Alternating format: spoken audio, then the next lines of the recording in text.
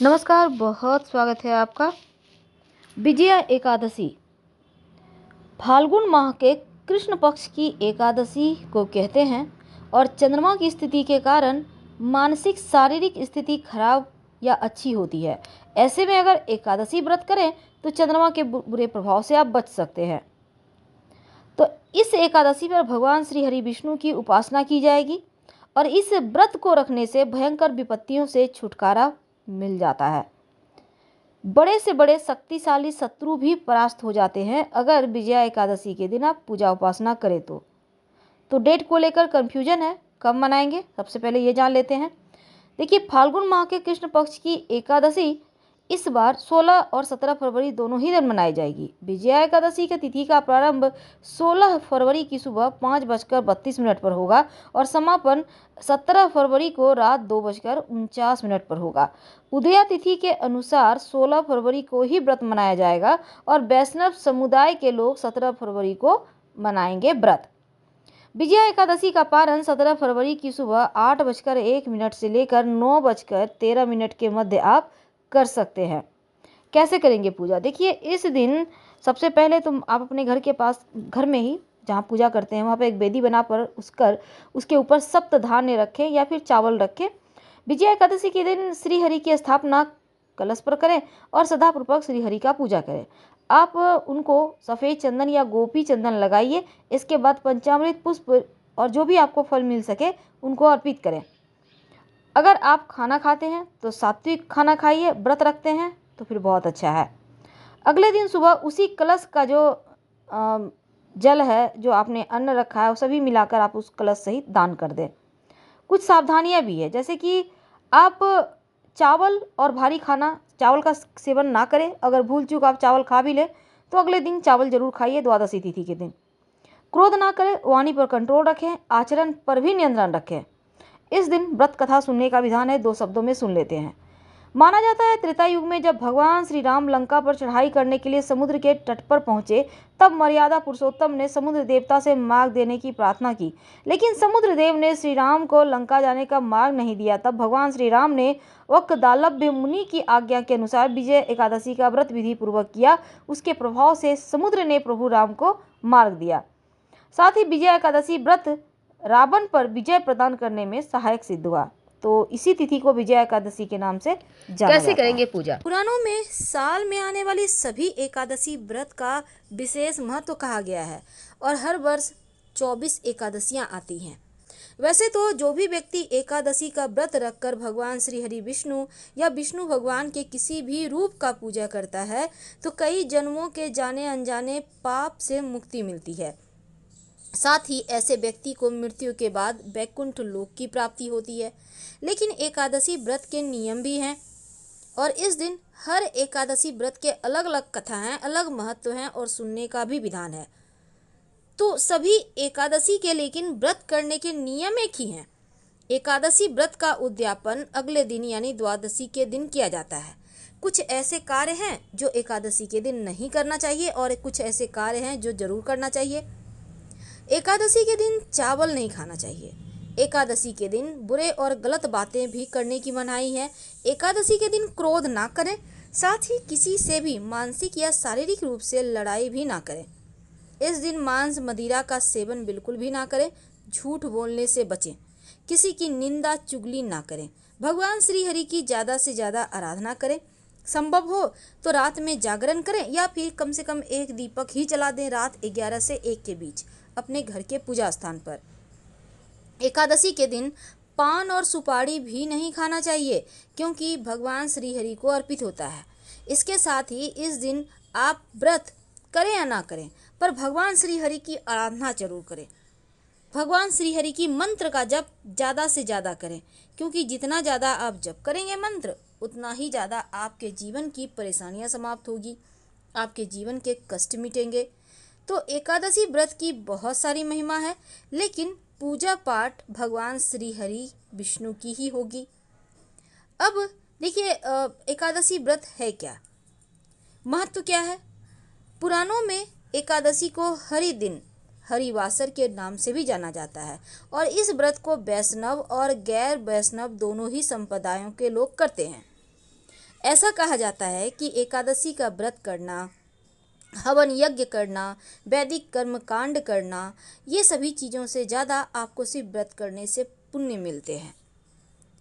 और इस व्रत को रखने की एक और मान्यता ये है कि इससे पूर्वज और पितरों को स्वर्गलोक की प्राप्ति होती है। स्कंद पुराण में भी एकादशी व्रत के महत्व के बारे में बताया गया है। जो भी व्यक्ति इस व्रत को करता है उसके लिए एकादशी के दिन गेहूं, मसाले, सब्जियां भी नहीं खाना चाहिए। आप फल जूस लेकर खा सकते हैं, रह सकते हैं। हालांकि इस एकादशी व्रत के दिन बहुत सारे नियम हैं, तो तमाम नियमों के बारे में भी हम जानेंगे, पर इस दिन एक छोटा सा प्रयोग किया जाएगा, वो भी हम आपको बताएंगे। व्रत करने जो लोग व्रत आज कर रहे हैं उनको कुछ चीज़ों से दूर रहना चाहिए। जैसे कि एकादशी के दिन दांत साफ करने के लिए लकड़ी का दातुन इस्तेमाल ना करें। आप नींबू, जामुन या फिर आम के पत्तों को चबा लें और फिर उंगली से कंठ साफ कर लें। वृक्ष से पत्ता भी नहीं तोड़ना चाहिए। अगर आपने व्रत किया है तो स्वयं के गिरे हुए पत्तों का इस्तेमाल करें। आप चाहें तो घर में ही आप श्रीमद् भागवत गीता का पाठ करें, 11वें अध्याय का, या फिर सुन भी सकते हैं। ओम नमो भगवते वासुदेवाय मंत्र का ज़्यादा से ज़्यादा जप करें। दान धर्म करने की भी मान्यता है। एकादशी के अगले दिन द्वादशी तिथि के दिन आपको सुबह उठकर सुबह 8 अमूमन हर एकादशी तिथि में सुबह 5:30 से 8, सवा 8 के बीच ही आपको पारण करना चाहिए। और पारण करने के पहले आप थोड़ा सा पैसा निकाल दें या फिर कुछ सामान निकाल दें या सामान्य भोजन की तरह ही कुछ खाना वगैरह निकाल दें। ऐसा करके फिर आप व्रत तोड़ें। त्रयोदशी तिथि से आने से पहले ही व्रत का पारण कर लें, इस बात का ध्यान रखें, क्योंकि एकादशी व्रत का पारण द्वादशी तिथि में ही होना चाहिए। तो आप कोई चूक ना हो इसका ध्यान रखें। भले ही आप 24 एकादशी ना करें, मुख्य एकादशी करें, लेकिन आप नियमों का पालन जरूर कीजिएगा। तो एकादशी के दिन जहाँ तक संभव हो कम बोलें, सात्विक रहें, बाल मत कटवाएं, घर में जो वृक्ष हैं किसी के भी पत्ते ना तोड़ें, चावल तो नहीं ही खाना चाहिए, किसी और का दिया हुआ अन्न भी मत खाइए, और मन में किसी भी प्रकार का विकार ना आने दें। अब जैसे कि बहुत सारे लोग क्या करते हैं, फलारी में गोभी, पालक, सलजम वगैरह जूस वगैरह ले लेते हैं। मत खाइएगा, आप फल खाइए। एकादशी व्रत की कथा जरूर सुने, क्योंकि इसके पीछे कई सारी कहानियां हैं। व्रत कथा बहुत महत्वपूर्ण है और एकादशी के दिन सुनने से व्रत कथा जो है ना बहुत अनिवार्य माना जाता है। शास्त्रों में कहा गया है कि बिना एकादशी की व्रत कथा सुने व्यक्ति को उपवास का पूरा फल नहीं मिलता। और तमाम बातें अभी तक हमने आपके साथ साझा किया कि कैसे एकादशी का व्रत करना चाहिए और क्या करना चाहिए। लेकिन आज हम एक छोटा सा प्रयोग लेकर आपके साथ जुड़े हैं। एकादशी के दिन आप जब व्रत करेंगे तो शाम के समय एक छोटा सा काम कीजिएगा। आप अपने घर में जब शाम में दिया बाती करेंगे तो दीपक में एक लौंग डाल दीजिए और अपनी मनोकामना कहिए, फिर आरती वगैरह करें, पूरे घर में दिखाएं। आप चाहें तो कपूर के सहारे लौंग डालकर जलाकर भी पूरे घर में दिखा सकते हैं, या घी का बाती में भी कर सकते हैं। अगर आप दीपक में एक चुटकी काला तिल डाल देते हैं तो पितृदोष समाप्त हो जाते हैं, पितृदेव शांत हो जाते हैं, जीवन की मुश्किलें कम होती है और यहाँ तक कि शनिदेव की कृपा भी बरसती है। अगर दीपक में आप 2-4 काली मिर्च के दाने डाल देते हैं तो इससे भी नकारात्मक ऊर्जाएं शांत होती है। अगर सरसों के दाने डालते हैं तो जो आपके आसपास निगेटिविटी है, जो आपके जीवन की परेशानियां हैं, जो आपको लगता है अतिरिक्त आत्माएं, जो पितृदोष है, वो सभी चीज़ें समाप्त हो जाती है। तो आप अपनी सुविधानुसार चीज़ों को जलाइए और नहीं कुछ समझ में आए तो एक लौंग डालकर ही जलाकर पूरे घर में दिखाइए। जीवन की मुश्किलें कम होंगी, जीवन की परेशानियां कम होंगी।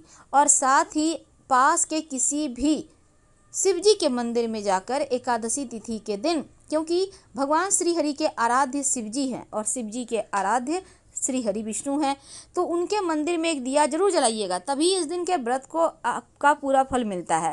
दीपक सरसों के तेल का भी हो सकता है, घी का भी हो सकता है, पर उसमें भी लौंग डाल दीजिएगा। जीवन की मुश्किलें कम होंगी, जीवन की परेशानियां कम होंगी। और तुलसी जी में जब दीपक जलाइएगा तब तुलसी जी की 3 परिक्रमा या 11 परिक्रमा कीजिएगा, ओम नमो भगवते वासुदेवाय मंत्र का जप करते हुए। इस दिन व्रत कथा सुनने का विधान है। एकादशी के दिन आर्थिक समृद्धि के लिए घर में जो तुलसी का पौधा है ईशान कोण में यानी उत्तर पूर्व दिशा में ही तुलसी का पौधा रखना चाहिए। और यहाँ पर शाम के समय तुलसी के पौधे के पास गाय के घी का दिया जलाएं। पैसों की तंगी दूर होती है। और अगर आप पीपल या बरगद के पेड़ में जल अर्पित करके घी का दिया जला दें शाम होने से थोड़ा सा पहले, तो इससे जो आपके ग्रहों की शांति होती है, मानसिक तनाव दूर होता है, स्वास्थ्य से जुड़ी समस्या भी दूर हो जाती है। किसी भी तरह का इस दिन तामसिक भोजन तो नहीं ही करना है, साथ ही फलाहार करें तो बहुत अच्छा रहेगा। और श्री हरि के चूँकि इस दिन पूजा होगी तो सहस्त्र नाम, विष्णु सहस्त्र नाम का पाठ कर सकते हैं। और जब आप दिया जलाएंगे ना तो उसमें चावल का दाना आज के दिन मत डालिएगा। आप तिल डाल सकते हैं, लौंग डाल सकते हैं। लौंग डालने से भाग्योदय होता है, तिल डालने से कष्ट खत्म होते हैं। तो आप 1-2 दाना डाल कर ही जलाएं तो आपके लिए ज़्यादा अच्छा रहेगा। तो हम आपसे विदा लेते हैं। जानकारी अच्छी लगे तो लाइक और सब्सक्राइब करें, अपनों से शेयर करें और कमेंट में हर हर महादेव जरूर लिखें। धन्यवाद।